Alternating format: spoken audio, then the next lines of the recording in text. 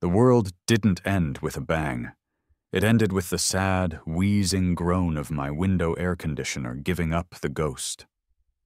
One moment, I was on a mind-numbing work call, nodding along as my boss, Brenda from corporate, a different, far less impressive Brenda than the one you're about to meet, used the word synergy for the 17th time in 10 minutes. The next, my monitor went black. The lights clicked off. The overworked hum of every appliance in my half-renovated house fell into a deafening, oppressive silence. Outside, the 102-degree July sun continued its assault on Maple Creek Estates. But inside my house, a new, suffocating heat began to build instantly. The silence was punctuated a second later by a sound I'd never heard in this neighborhood. A collective, multi-home groan of despair. It was the sound of 100 refrigerators dying, 100 Wi-Fi routers blinking into oblivion, and 100 souls realizing their precious central air was gone. My work call was dead. My internet was gone. My half-finished dream home was now just a sweltering box. And as I sat there in the sudden, sticky darkness, a slow, magnificent grin spread across my face. Because I knew exactly what had just happened. And I knew that somewhere on our meticulously manicured common grounds, a war was about to be waged. A war of petunias versus power grids, of bylaws versus blackouts. And I had a front row seat to understand the pure, unadulterated, schadenfreude-laced joy I was about to feel. You have to understand the last 3 months of my life. You have to understand the disaster I'd bought, the man I'd hired to fix it, and the meticulously coiffed demon who ruled our neighborhood with a laminated binder and a laser measure.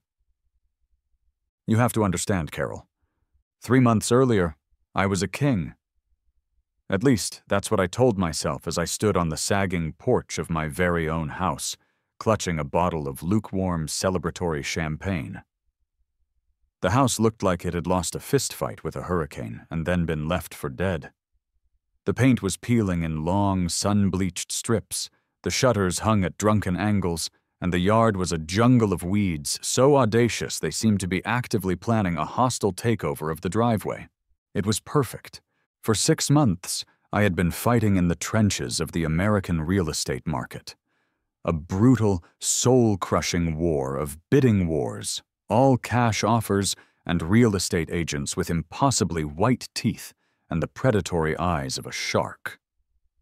I was a 32-year-old tech consultant, which meant I made a decent living but had nowhere near the kind of cash to compete with the soulless investment firms buying up everything with a roof. My search had become a comedy of errors.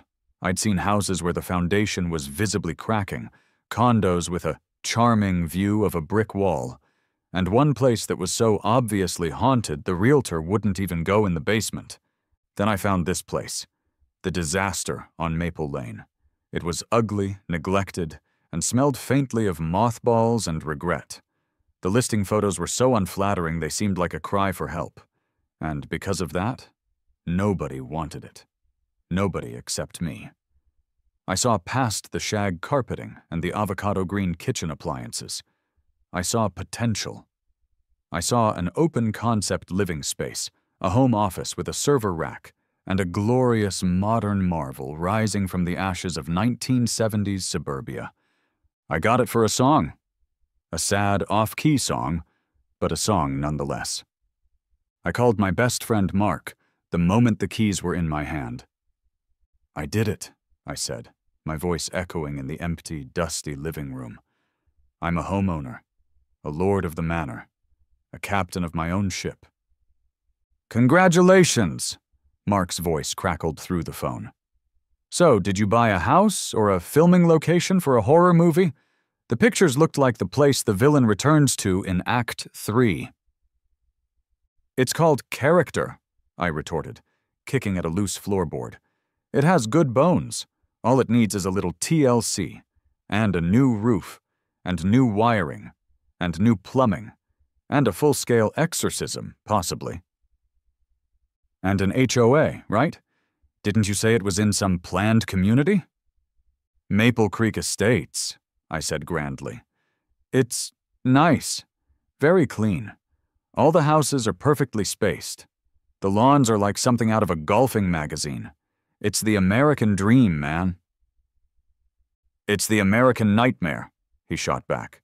HOAs are just little tin-pot dictatorships run by the board and the power mad. You got the rule book? Yeah, they gave me a binder at closing. It's about 3 inches thick. I think I'm using it as a coaster for this champagne. Read it, Alex. Read it now. I'm telling you, those things are written in blood and signed by the devil himself. I laughed it off. How bad could it be? They wanted the lawns mowed and no rusting cars on cinder blocks in the front yard. Fine by me. My plans were for sleek, modern perfection, not a redneck paradise. I was going to elevate the neighborhood. They'd probably give me a medal. Oh, my sweet summer child. I was so blissfully, wonderfully, stupendously naive. The binder wasn't a rule book. It was a prophecy of the hell to come. And I had no idea that the high priestess of that hell lived 3 doors down, and was already watching me, her visor pulled low, her clipboard at the ready. My grand vision of transformation required a professional. I wasn't about to electrocute myself trying to install a smart home system. A quick search for the most grizzled, no-nonsense contractor in the area led me to Gus. Gus was a man forged from sawdust and cynicism. He was about 60, with a formidable beer gut, a mustache that had seen things, and a permanent expression of weary amusement, as if the world was a never-ending series of badly built structures he was condemned to fix. He walked through my new house with the grim determination of a bomb disposal expert. "So," he said, tapping a wall in the kitchen, "you want to blow out this wall, vault the ceiling, and put in a server rack?" He'd read my initial email with my list of desired upgrades. "Exactly," I said, beaming with pride. "I'm thinking smart home integration, Cat 8 Ethernet in every room, a fiber optic backbone." "Right," Gus interrupted, his voice as dry as old plaster. "A regular Silicon Valley in here. Love the ambition. First, we gotta deal with the 40 pounds of asbestos in the attic, the knob and tube wiring that's a certified fire hazard, and the ghost of whatever died in that crawl space." He kicked at the crawl space door. "And your HOA." The dreaded acronym again. "How bad can it be?" I asked, the same words I'd used with Mark. Gus didn't just laugh. It was a deep hacking sound that seemed to start in his steel-toed boots and rattle the very studs in the walls. It was a laugh that contained the ghosts of 1,000 bureaucratic battles fought and lost. "Kid," he said, wiping a tear from his eye, "let's just get the permits and pray." The first sign of trouble arrived 2 days later. Gus had arranged for a porta-potty to be delivered for his crew. It was a standard bright blue plastic rectangle of necessity. I didn't think anything of it until I found the notice taped to my front door. It wasn't just a piece of paper. It was a sheet of heavy stock card, laminated, with the Maple Creek Estates logo elegantly embossed at the top. Notice of violation. 2, Resident, 124 Maple Lane. From the Maple Creek Estates Covenants Committee. Date, April 15th, 2025. RE, Bylaw #7. B4, Temporary Structures. Dear Resident, a routine compliance inspection has revealed the presence of a temporary sanitation structure, porta-potty, on your property. Please be advised that as per Bylaw #7, B, 4 of the Covenants, Conditions, and Restrictions, CC and Rs, all such structures must be placed at the rear of the property and fully shielded from public view by an HOA-approved privacy screen. A list of approved screen materials and color swatches can be found in Appendix C of your homeowner's guide. Failure to rectify this violation within 48 hours will result in a fine of $50 per day. We appreciate your cooperation in maintaining the aesthetic harmony of our community. Sincerely, the Covenants Committee. I stood there, reading and rereading it. My internal monologue, usually a stream of snarky commentary, was short-circuiting. Aesthetic harmony? Appendix C? Color swatches for a toilet screen? This wasn't a request. It was a threat wrapped in the suffocating politeness of corporate jargon. Gus showed up an hour later. I handed him the notice without a word. He read it, a slow smile spreading across his face, crinkling the corners of his eyes.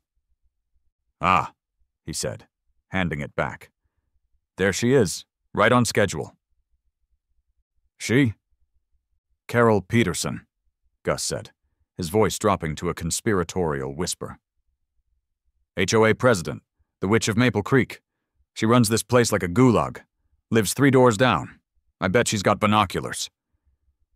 "You've dealt with her before?" "Dealt with her? Kid, I rebuilt the kitchen for the poor saps in 118. She tried to find them because the paint fumes were aesthetically displeasing to the nostril. Not a joke." He patted my shoulder. "Welcome to the Thunderdome."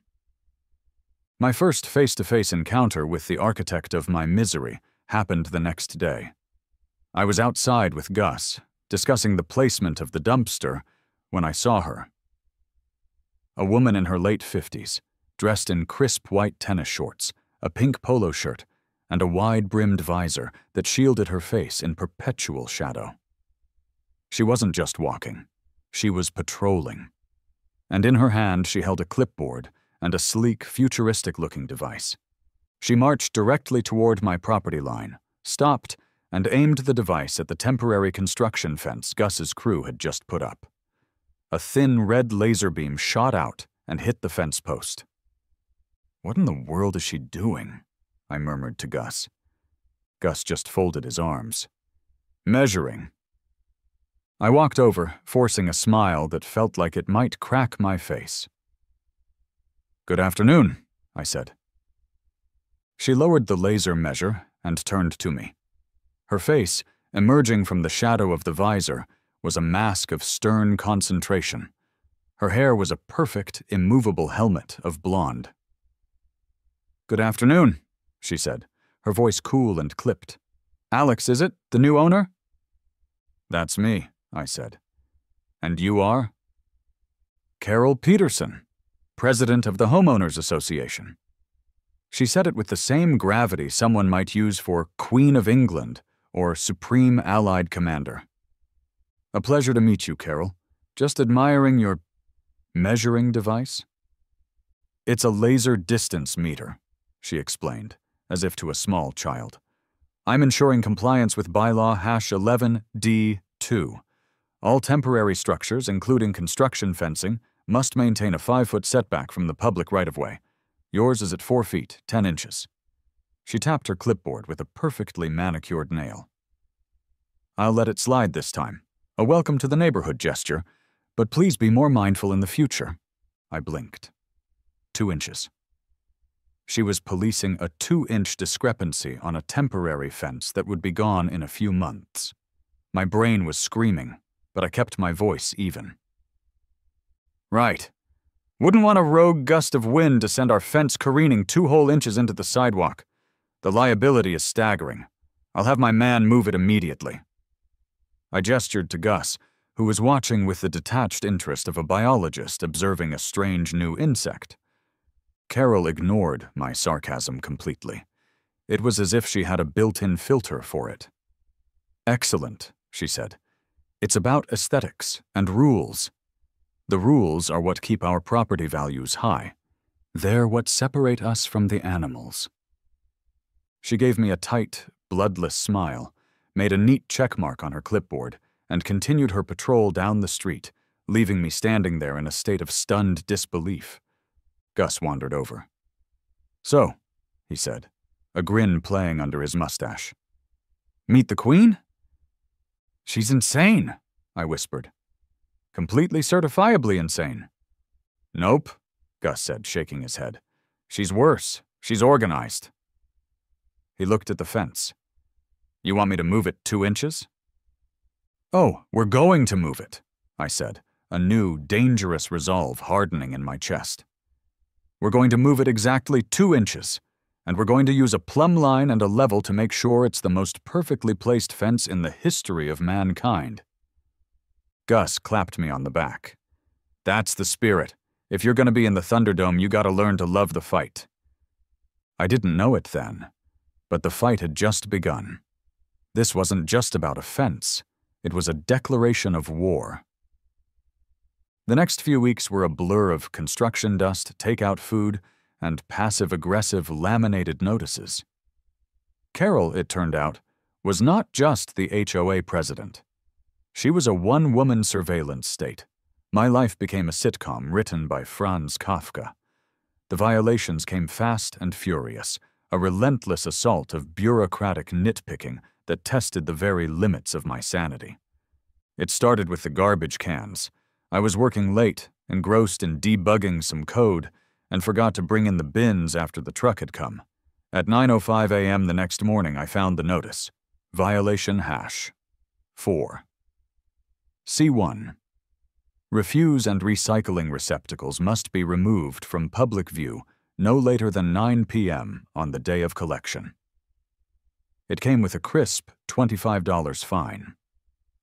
The following week, I set a recurring, high-priority alert on my phone for 8:55 p.m. every Tuesday, labeled Appease the Overlord.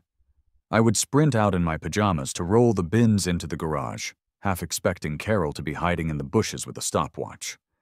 Then came the lawn height calamity. The front lawn was still a chaotic tapestry of weeds and bare dirt patches that I hadn't gotten around to landscaping. A new notice appeared. Violation hash 6. A. 2. All turf areas must be maintained at a height not to exceed 4 inches. I received a photo, taken from a low angle like evidence from a crime scene, showing a dandelion stalk next to a ruler, clearly pushing 4.5 inches. She's measuring the weeds now, I told Gus, holding up the photo. She got down on her hands and knees to photograph a dandelion. This is her life's work. You should get a goat, Gus suggested, not looking up from a wiring diagram. Bet there's no bylaw about goats. I actually considered it for a solid 10 minutes before picturing the violation notice for unauthorized livestock and the subsequent fine. I ended up paying a neighborhood kid $20 to run a mower over the patches of crabgrass, a process that took all of 7 minutes. The masterpiece of pettiness, however, was the shrubbery incident. My landscaper, a cheerful guy named Dave, was clearing out the old, dead overgrowth. He yanked out a gnarled brown bush by the driveway that looked like it had personally died of shame. The next day, violation hash 9. B. 5. Unauthorized modification or removal of established landscape architecture. I had to formally request permission to remove a dead plant. This involved filling out a 3-page landscape alteration request form in triplicate, including a plot plan of my yard, I drew it on a napkin, and a statement of aesthetic intent. I wrote, "My intent is to remove the dead thing and replace it with a not dead thing." I submitted the form to the official HOA Dropbox, Carol's mailbox. 2 days later, it was returned with a note written in red ink. Please resubmit with a list of proposed replacement flora. See Appendix G for the pre-approved shrubbery list. There was a pre-approved shrubbery list. Of course there was. This is a full-time job, I fumed to Gus, who was now keeping a running tally of my violations on a dusty 2x4 in the living room. I spend more time dealing with HOA compliance than I do on my actual paying job. Gus just shrugged. Told you, kid. This is the big leagues. In 08, I had an HOA try to fine a guy because his satellite dish wasn't the correct shade of municipal beige. This woman is an artist. You gotta respect the commitment. I wasn't feeling respectful. I was feeling homicidal. I bought a boxwood, one of the 3 approved shrubs, and planted it exactly where the dead one had been. I even used a tape measure to ensure it was centered. I took a photo and emailed it to the official HOA account with the subject line, "Shrubbery compliance achieved." I received no reply, but I knew she saw it. I knew she was watching. The war of attrition was on. I knew Carol was obsessive. I knew she was petty. But I didn't realize she was willing to weaponize public services until a warm Wednesday afternoon in May. Gus's crew was in full swing. The rhythmic thwump-thwump of a nail gun echoed from the 2nd floor, a beautiful sound of progress. They were framing the new walls for my master suite. It was 3 p.m., the sun was shining, and for the first time in weeks, I felt a sense of genuine accomplishment. That feeling evaporated when I saw the 2 police cruisers pull up to the curb, lights off, but with an undeniable air of official business. My heart did a little tap dance of panic against my ribs. Did Gus's permit expire? Is someone hurt? Did the city condemn my house for being too ugly? 2 officers got out. One was older, with silver hair and a deep-set weariness in his eyes that suggested he'd seen every stupid thing humanity had to offer, and was no longer surprised by any of it. The other was younger, with a crisp uniform and an earnest, by-the-book expression. I met them on the driveway, wiping drywall dust on my jeans. "Afternoon, officers. Is there a problem?" The older cop, whose name tag read Miller, sighed a sigh that seemed to carry the weight of the world. "We got a call about excessive construction noise." He said excessive construction noise, with the same inflection he might use for a Martian landing, or a flock of winged monkeys stealing mail.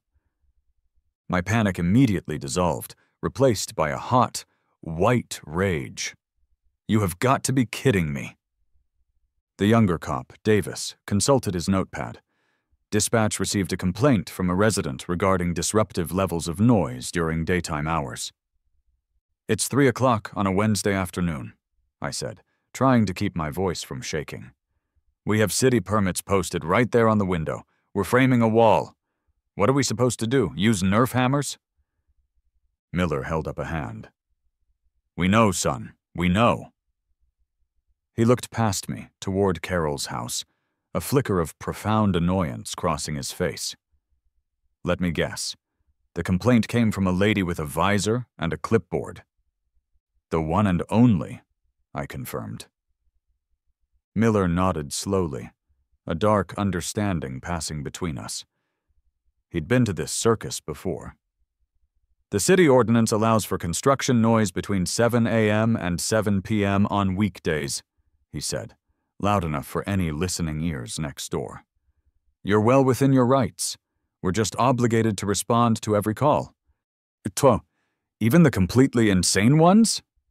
I couldn't help myself. A tiny smile touched the corner of Miller's mouth. "Especially those," he said. He turned to his partner. "Davis, we're all clear here. No ordinance violation." Davis looked a little disappointed, like he'd been hoping to use his decibel meter. He made a note on his pad. "Yes, sir, logged as unfounded." As they walked back to their cars, Miller paused and looked back at me.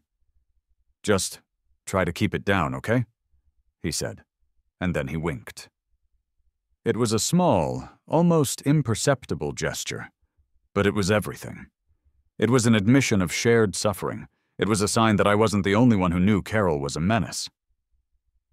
I watched them drive away, the reality of the situation sinking in. She hadn't just sent me a nasty note. She had called the police. She had wasted taxpayer money and the time of 2 officers because the sound of progress offended her ears. This wasn't about rules anymore. This was a personal vendetta. The line had been crossed, and I knew with a chilling certainty that this was only going to get worse. The project chugged along. Walls went up, drywall was hung, and my disaster house was slowly starting to resemble a place a human being might choose to live.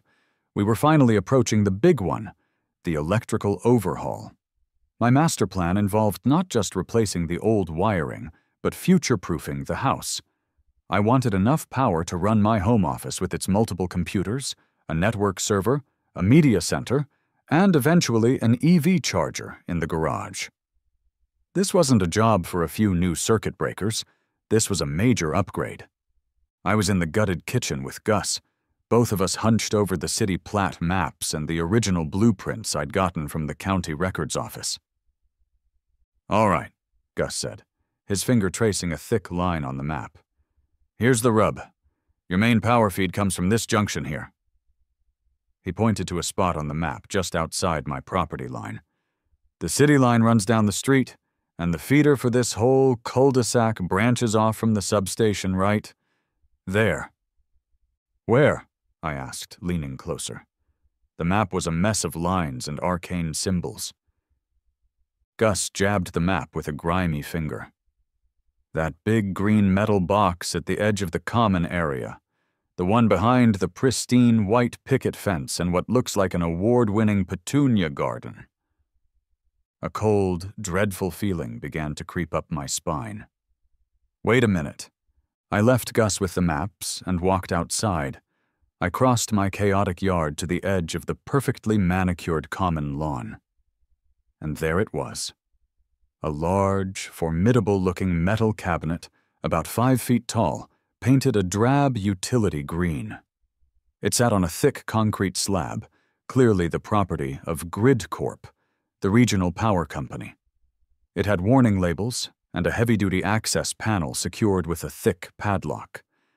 And it was completely, utterly inaccessible. Carol, in her infinite wisdom and driven by the deranged mandates of her beautification committee, had decided the industrial green box was an eyesore. To remedy this, she had overseen the installation of a charming, 3-foot-high white picket fence that boxed it in on 3 sides, and directly in front of the access gate, the only way for a vehicle or heavy equipment to get to it, was a newly built raised flower bed, overflowing with a garish explosion of pink and purple petunias. It was a fortress of foliage, a prison of petunias. I walked back to the house, my heart sinking. "Gus," I said, "we have a problem." Armed with a copy of the plat map highlighting the utility easement and a printout from the county website confirming Grid Corp's right-of-way, I decided to try reason one last time. I found Carol watering her non-regulation roses, a privilege reserved only for the president, apparently. I laid out my case calmly and logically. "Carol," I began, "as part of my renovation, I'm upgrading my electrical service. To do that, Grid Corp is going to need access to the substation." I pointed toward the flower-encrusted green box. "The thing is, the garden bed and the fence are blocking the main access gate." She turned the hose off and looked at me, her expression unreadable. "And they'll need to get a truck in there, so we'll need to move a section of that fence and probably the flower bed." Carol actually laughed, a short, sharp, humorless bark. "Absolutely not." "It's a utility easement, Carol," I pressed, holding up the map. "They have a legal right to access their equipment." "That is HOA common property," she said, her voice turning to ice. "The beautification committee approved that garden last spring. It won 2nd place in the Community Garden Excellence competition. We are not tearing up an award-winning garden because you want to run a computer server." "It's not about what I want. It's about infrastructure. What if there's an emergency, a power outage?" "If Grid Corp needs access," she said with chilling finality, "they can submit a formal request in writing to the board. We will review it at our next semi-annual meeting." "That's in 6 months," I sputtered. "Then I suggest they plan accordingly," she said. She turned the hose back on, the fine spray hitting my shoes. The conversation was over. I walked away, defeated and furious. I was dealing with a person who would watch the whole neighborhood descend into darkness before she'd sacrifice a single petunia. The immovable object had met the unstoppable force of my electrical needs, and the immovable object was winning. I had hit a brick wall of pure, unadulterated, weaponized bureaucracy, and I had no idea how I was going to get through it. July arrived not as a month, but as a physical assault. A brutal, suffocating heat wave descended on the entire East Coast, parking itself over our region like a malevolent, celestial entity. The news anchors, sweating even in their air-conditioned studios, called it a heat dome. I called it Satan's front porch. Temperatures soared past 100 degrees and stayed there. The asphalt on Maple Lane turned soft and sticky. The air was a thick, humid soup that you didn't breathe so much as drink. The world took on a shimmering, distorted quality, seen through waves of rising heat. The only sounds were the strained, constant hum of 1,000 air conditioners all fighting a losing battle against the sun. My own house, with its half-finished insulation and a single, ancient window AC unit in the bedroom, was a convection oven. The unit, which I'd nicknamed Wheezy, rattled and groaned, managing to lower the temperature in that one room from surface of Venus to a merely uncomfortable sauna. I spent my days working in that room, sweat trickling down my back, listening to the symphony of straining power grids around me. You could feel the tension in the air, and it wasn't just the humidity. Every evening, the lights in my house would flicker and dim for a moment as the entire region hit peak power demand. Everyone was home from work, blasting their AC, running their appliances, pushing the aging electrical infrastructure to its absolute limit. I found myself looking over at the petunia-choked green box more and more often. It sat there, smug and inaccessible, a monument to Carol's hubris. Each time the lights flickered, I thought about the transformers inside it, cooking away, straining under the load. It was a time bomb, and Carol had built a lovely little garden right on top of it. It was 6:15 p.m. on the 4th day of the heat wave. The sun, a merciless orange orb, was still high in the sky. I was in the middle of that soul-crushing video call, listening to Brenda from corporate talk about leveraging our assets, when Wheezy let out one final pathetic groan and fell silent. My monitor went black. The lamp on my desk clicked off. The house plunged into an eerie, profound silence. And that's when I heard it, the collective neighborhood-wide groan of defeat. The blackout had arrived. As I sat there in the sweltering darkness, my victorious grin blooming on my face, I knew my moment had come. And to understand that joy, you had to understand the petty tyranny of the past 3 months. You had to understand, Carol. Now, my story catches up to the present. I grabbed my phone, its screen a glorious beacon in the gloom, and immediately dialed GridCorp. My journey through their automated phone system was a masterclass in corporate torture. "Welcome to GridCorp," a cheerful robotic voice chirped. "For English, press 1. Para Español, oprima el dos." I stabbed 1 with my thumb. "Thank you. Please listen carefully as our menu options have recently changed. If you are calling to report an outage, please press 1. If you are calling about a downed power line, please stay on the line. If you are calling to ask why your bill is so high, please be aware that global energy markets are complex and—" I jammed 1 again. "Thank you. Using our automated system, we have detected a power outage at your service address of 124 Maple Lane. Is this correct?" "Yes," I said to the phone, even though it wasn't listening. "We are aware of a significant service interruption in your area and are working to resolve it. For an estimated restoration time, please press 1. To speak to a representative, please press 0. I hammered the 0 button like my life depended on it. After a minute of truly awful hold music, a smooth jazz flute rendition of a 90s pop song, a human voice came on the line. Thank you for holding. This is Jessica at Grid Corp. How can I help you? She sounded stressed. Hi, Jessica, I said, my voice oozing calm. My name is Alex. I'm at 124 Maple Lane.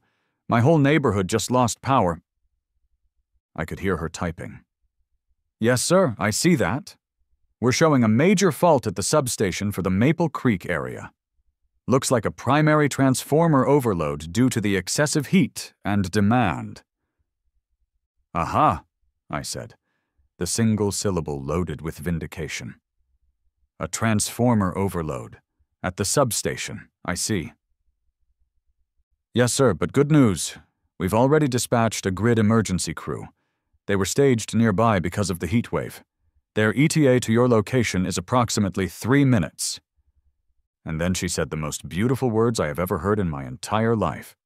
Sir, our records show the primary access to that substation is via a service gate off Maple Lane. Can you confirm that the gate is clear for our heavy-duty response vehicle? A beatific smile spread across my face. I looked out my window into the dimming twilight. This was it. The moment of reckoning. The climax of my stupid suburban drama. Jessica, I said, my voice dripping with sweet, delicious innocence. I can't personally confirm its current status, but I can tell you I'm about to go watch. I didn't run. I ambled. I moved with the unhurried grace of a man who knows the universe is about to serve him a 5-course meal of justice. I grabbed 3 things: my phone to record for posterity, a rickety folding lawn chair from the garage, and the last cold beer from my now powerless refrigerator. I set up my command post on my own weed-strewn lawn, a perfect vantage point with a clear, unobstructed view of the Petunia Fortress. I cracked open the beer, hit record on my phone, and settled in. The show was about to begin. Up and down the street, people were emerging from their hotbox houses, fanning themselves with magazines, their faces etched with misery. They gathered in small, sweaty clumps, complaining and speculating. They had no idea they were about to witness a miracle. Exactly 3 minutes later, I heard it. A low rumble from down the street. It grew louder, and then, turning onto Maple Lane like a chariot of the gods, came the truck. It was a massive, glorious, bright yellow Grid Corp emergency vehicle. It was a beast, a behemoth of utility, with cherry-picker arms folded on its back and lights flashing silently in the evening gloom. It rumbled past the gawking neighbors and pulled to a stop directly in front of the substation, its diesel engine a throaty growl of intent.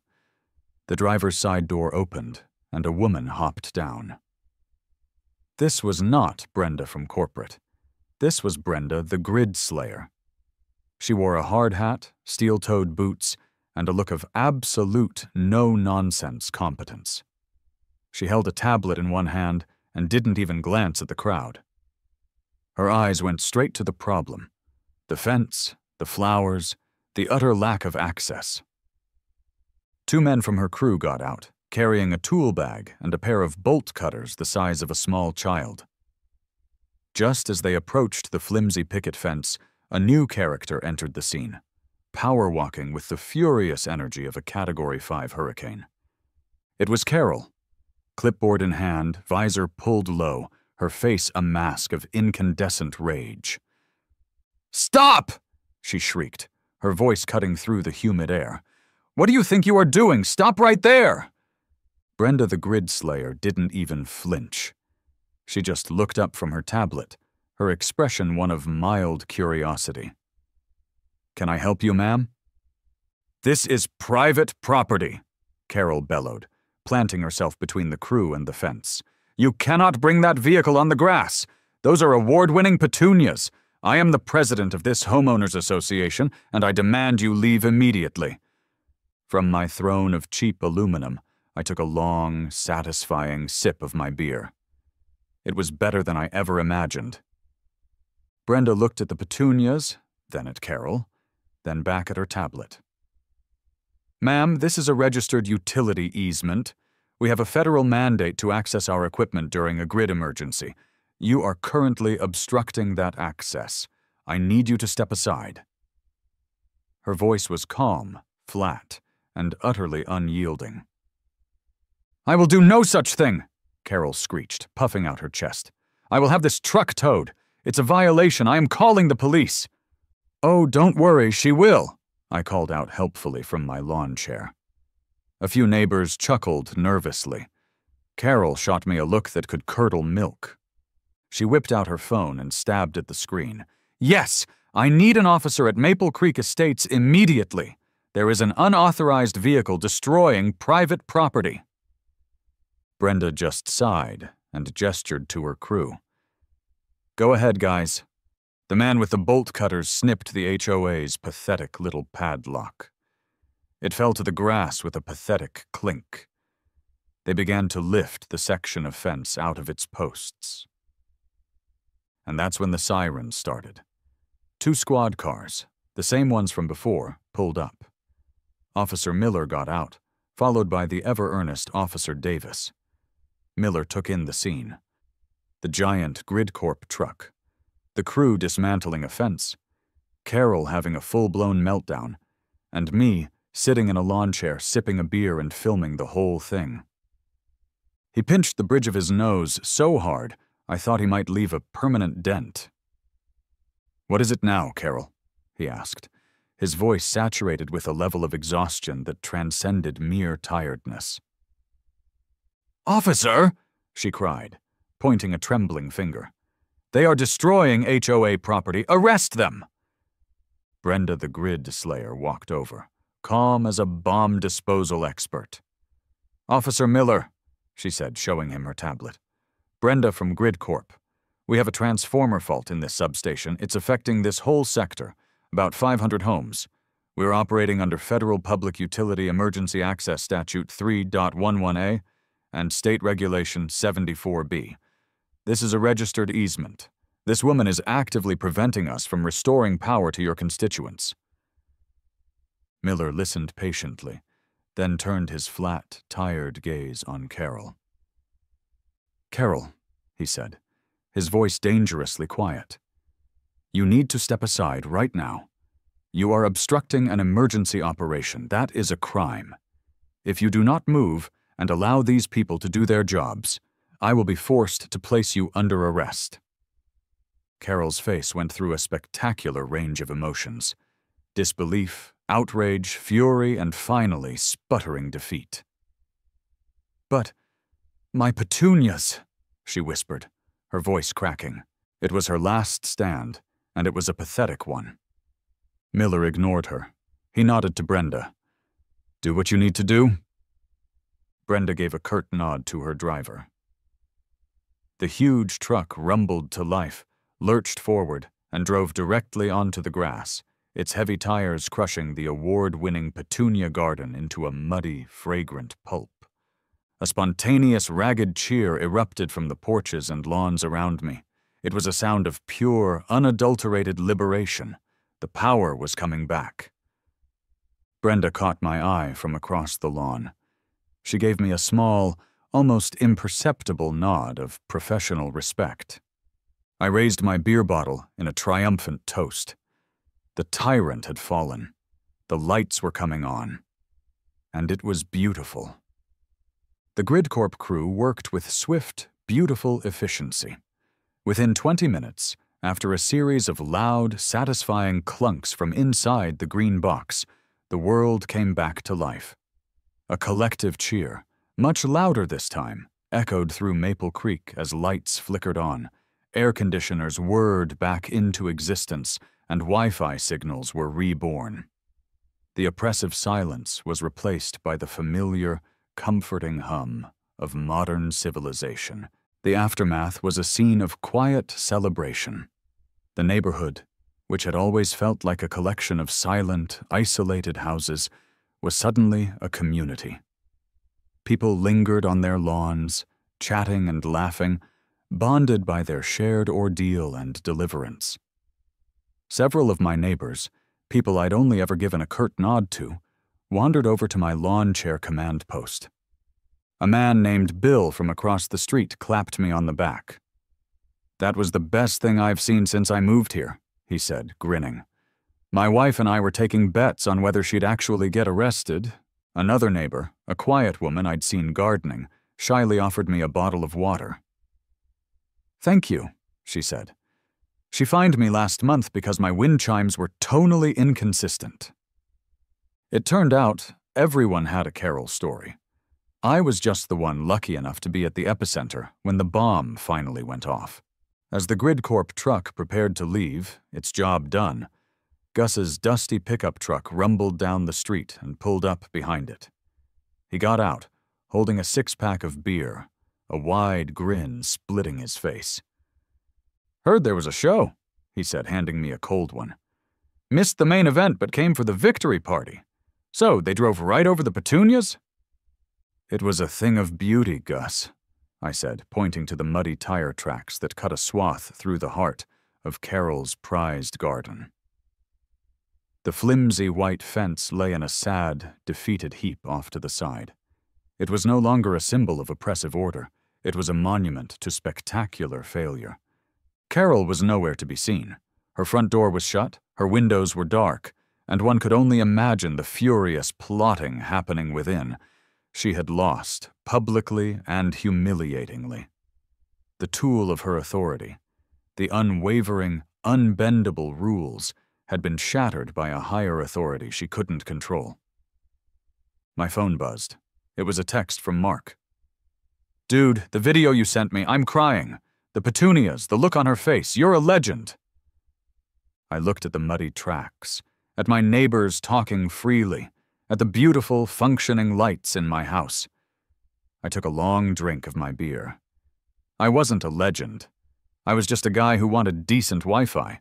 But in Maple Creek Estates that night, it felt like pretty much the same thing. The revolution, as it turned out, would not be televised, but it would take place on Zoom. A week after the great blackout of 25, an email went out to all residents.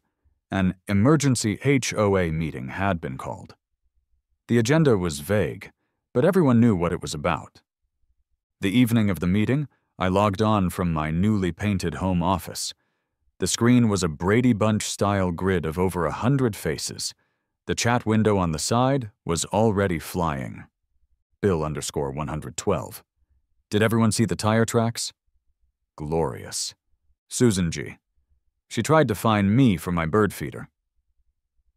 Tom_, the corner. _lot.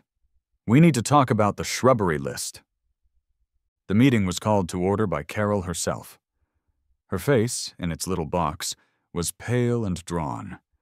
She tried to maintain an air of authority, but her voice was tight. She launched into a prepared statement about respect for common property and the unfortunate but necessary rules that protect our investments. She was shouted down, not literally because everyone was muted, but through the sheer, overwhelming velocity of the chat. People were emboldened. The dam of fear and apathy had broken, and a flood of grievances was pouring out. Then, a board member unmuted me. "Alex, we understand you were a primary witness to the events last Tuesday. Would you care to comment?" This was my moment. I didn't yell. I didn't gloat. I simply hit share screen. "Thank you," I said calmly. "I've taken the liberty of preparing a few documents for the board's review." First, I brought up the official city plat map, highlighting the clearly marked utility easement in bright red. Next, a screenshot from the county registrar, showing GridCorp's undisputed right-of-way, dating back to 1968.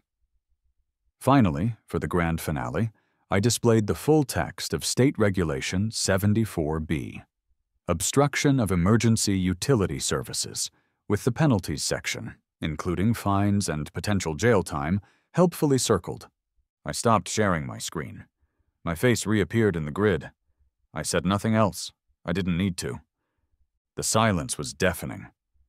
Then Bill from across the street unmuted himself. "I'd like to raise a motion," he said, his voice firm. "A vote of no confidence in our current president, Carol Peterson, on the grounds of gross mismanagement, abuse of power, and endangering the community by obstructing emergency services." A dozen voices seconded the motion. The vote was called. It wasn't even close. It was a digital landslide. One by one, the votes came in. Aye, aye, absolutely aye. I watched Carol's face in her little Zoom window. Her mask of composure cracked, shattered, and fell away, revealing pure, sputtering fury. Before the final tally was even announced, her box went black. She had disconnected. A nervous but kind-looking man named Mr. Henderson, a retired accountant who Carol had once fined for having inconsistent mulch, was nominated to be the interim president. He accepted reluctantly, to a wave of supportive chat messages. The war was over. 2 months later, I'm sitting on my new, modern front porch, a sleek composite deck where the sagging, rotten wood used to be.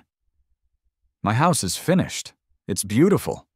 The lawn is green, the server is humming away in my office, and the Wi-Fi is blazing fast. The neighborhood is different too. It's breathing again. There are a few more tonally inconsistent wind chimes. The pre-approved shrubbery list has been ceremonially burned. People talk to each other. Last weekend we had a neighborhood barbecue, right there on the common grounds, not far from the faint, muddy scars that were once Carol's petunia garden. Just now, on her daily power walk, Carol strode by. She wore the same visor, but her pace was less furious, her posture less rigid. She has been stripped of her power, her clipboard rendered meaningless. She saw me sitting here and gave me a glare so intense it could probably violate a bylaw somewhere. I just smiled, raised my mug of coffee in a silent toast, and took a sip. The air was warm, the coffee was good, and the neighborhood was quiet. A nice, peaceful, well-lit quiet. The kind of quiet you can only truly appreciate once you've fought a war to win it.